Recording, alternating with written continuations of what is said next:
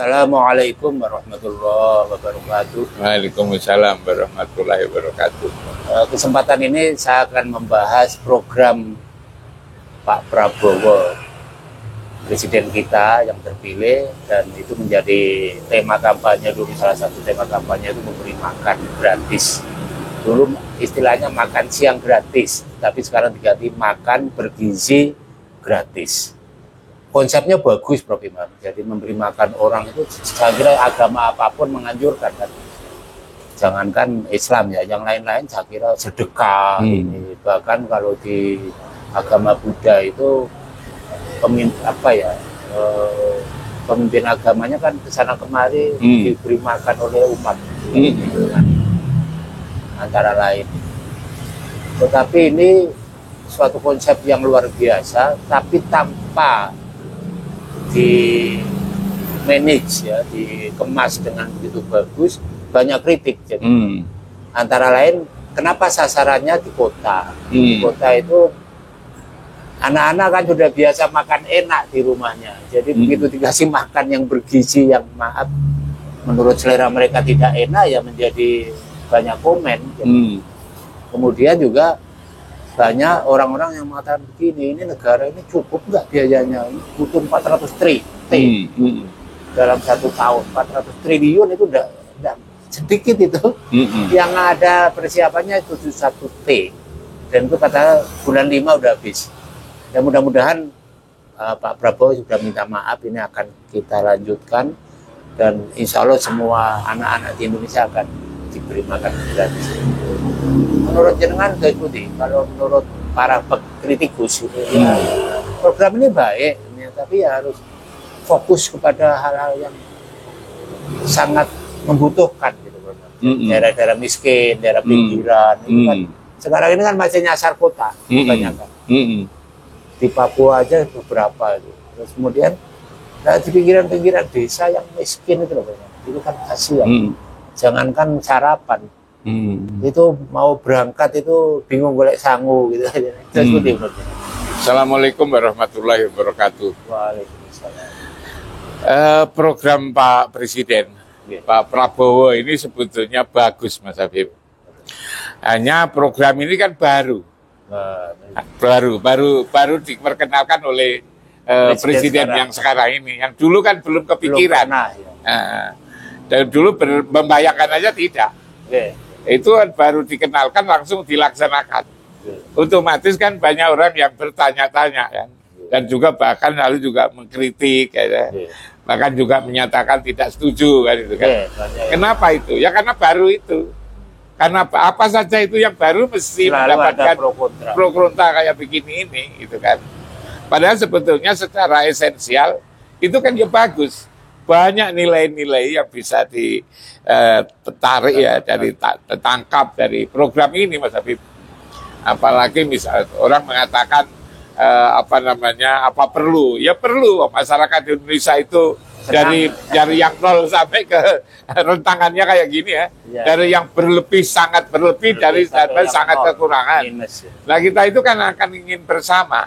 Paling tidak anak-anak yang sekolah lalu kemudian makan gratis itu kan bisa bersama, antara yang paling kaya dengan yang miskin kan bisa merasakan semua. Ini kan luar biasa itu, Mas Habib. Menurut saya kira tidak usah diurai, saya kira itu nilai itu banyak sekali. Tapi saya paling tidak misalnya bisa melihat dari efek ekonomi, Mas Habib ya. Dengan ada makanan bergizi itu kan membutuhkan telur, Mas Habib. Sehari berapa telur ya dibutuhkan? Itu tontonan. Iya tuh. Akhirnya telur menjadi laku kan itu kan. Lalu juga beras menjadi laku kan itu kan. Misalnya usaha-usaha lauk pauk itu kan, sayur mayur. Dengan kebutuhan kayak begini, itu lalu semua ekonomi kan menjadi bergerak. Kan banyak orang yang pelihara ayam ya, lalu juga membuat telur gitu kan, pemasaran susah. Nah ini kan sebetulnya kan memberikan dampak efek ekonominya itu lah. Saya tidak ngerti ekonomi ya, tetapi ini lalu denyut-denyut kehidupan masyarakat lalu menjadi bergerak. nanti misalnya tempenya ya menjadi laku, tahunya menjadi laku, kedelainya menjadi laku, berasnya menjadi, sayurnya menjadi laku, telurnya, semua ini kan akhirnya menjadi hidup, menjadi berkembang, menjadi berputar. Nah, ini kan hal-hal yang mandek ini dengan lewat programnya Pak Prabowo ini lalu kan menjadi hidup, Mas Habib.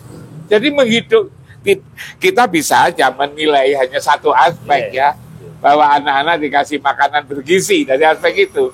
Tapi aspek-aspek yang lain itu sebetulnya luar biasa. Efek samping. Iya kan? Seperti misalnya kita ini kan, saya ketemu Pak peternak di Blitar, kan selalu membayangkan, andai kan kampus itu membeli telur, kebutuhan telur dari saya aja kan saya coba. Dari andai-andai yang pengusaha telur, pengusaha ayam ini kan sudah otomatis dengan begitu kan, gitu Mas Habib, kan menjadi luar biasa. Kenapa kita tidak berpikir dampak yang lebih luas daripada kebijakan ini? Jadi kebijakan ini tidak saja lalu anak-anak punya gizi yang bagus gitu kan, tetapi juga ada aspek-aspek yang lain yang digerakkan oleh presiden ini. Karena itu kalau menurut saya tidak ada cara lain untuk mendukung semua menurut saya. Soal bertengkar kita ini kan sudah sejak dulu ya. Soal bertengkar sudah lama itu di bidang politik, di bidang ini, di bidang itu. Tapi tidak selesai, hasilnya ya kayak begini kan.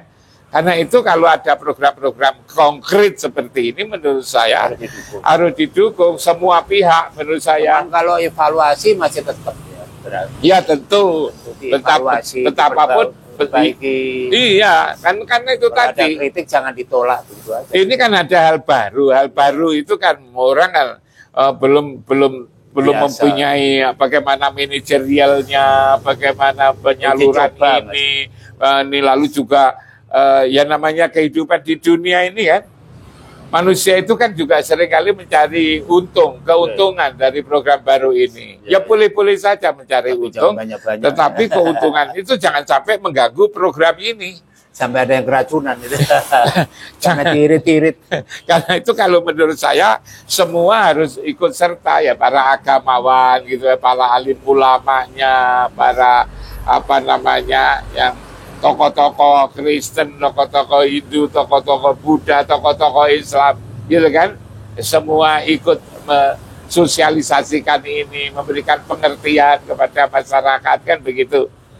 Nah, kalau misalnya lalu juga organisasi keagamaan, organisasi sosial, organisasi ikutlah digerakkan untuk mengembangkan ini dan juga untuk menyadarkan para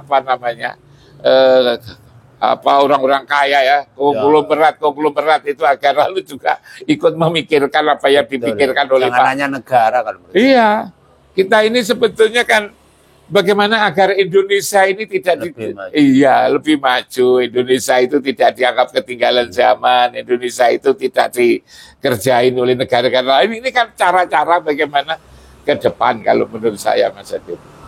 Cuman ini ada kontroversi lagi terakhir ini, Pak. Jadi apakah dana sedekah dan zakat itu bisa dimanfaatkan untuk ini? Karena pemikirannya begini, kalau daerah-daerah miskin kan itu perlu sedekah, perlu beri makan. Itu apa mungkin ya? Ya kalau itu sebetulnya untuk kebersamaan, sedekah, zakat itu sebetulnya kan memang itu adalah ibadah, Mas Habib kan. Tetapi lalu kan juga kita memahami esensinya itu, substansinya itu loh. Nilainya dari itu apa? Kan juga untuk menolong orang kan itu kan. Kalau selama ini misalnya daerah miskin seperti itu kan, kenapa tidak menurut saya itu kan? Kenapa itu tidak? Katakan apalagi lalu orang kritik misalnya kenapa kok hanya di perkotaan. Ya kalau jalan itu kan memang harus bertahap, Mas Habib. Kalau kita jalan menuju 100 kilo kan harus dimulai dari 5 kilo dulu. Lalu sambil belajar kan, itu kan bukan baru tadi kan, menjadi 50 kilo, menjadi 1 kan, lama-lama kan nanti menjadi berhasil secara keseluruhan. Nah, karena itu kalau menurut hemat saya ini program bagus ini perlu didukung oleh semuanya. Semua pihak. Sadarlah bahwa kita ini bukan hidup sendiri. Kita ini adalah hidup bersama. kita ini berbangsa dan bernegara. Harkat martabat bangsa dan negara ini kan harus kita junjung tinggi. Oleh siapa? Ya oleh semuanya gitu. Kalau menurut hemat saya begitu. Nuwun Prof Imam. Jadi mudah-mudahan masyarakat mulai sadar, terutama pemimpin-pemimpinnya, ya, terutama organisasi sosial dan keagamaan itu paham tentang ini. Mudah-mudahan mereka mendukung program yang bagus ini. Ya, dan seharusnya menurut hemat saya didukung. Iya, jangan hanya dikritik. Yang saya bayangkan itu loh Mas Habib, telur-telur menjadi laku, ya kan? Beras-beras jadi laku, sayur-sayur menjadi laku, daging menjadi laku, sehingga kehidupan ekonomi lalu jadi gerak itu loh. Geraknya ekonomi itu kan lalu juga mensejahterakan banyak orang dengan begini. Orang sekarang ini kan memang susah Mas Habib ya, coba karena misalnya mau nanam bawang saja, mau menanam wortel saja, itu kan mereka kan terbayang gimana nanti kalau tidak laku kan itu kan, gitu kan. Tapi dengan cara begini kan bisa dipastikan itu, bahkan kurang lalu semangat. Dengan semangat lalu selamat menjadi petani.